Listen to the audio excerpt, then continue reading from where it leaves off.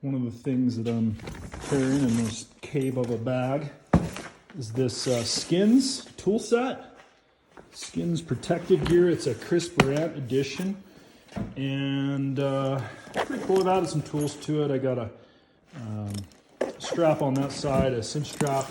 It opens up. This is kind of interesting.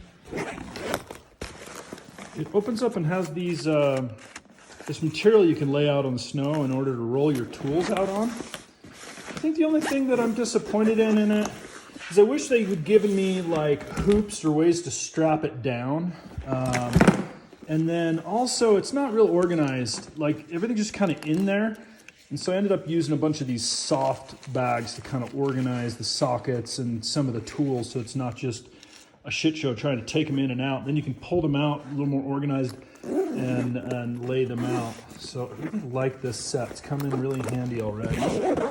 And it's got a lot of tools. It's for, it's the bigger one, so it's for Arctic Cat, Skidoo, and Polaris. It's kind of a more complete tool set. It's a little heavy, but better safe than sorry, huh?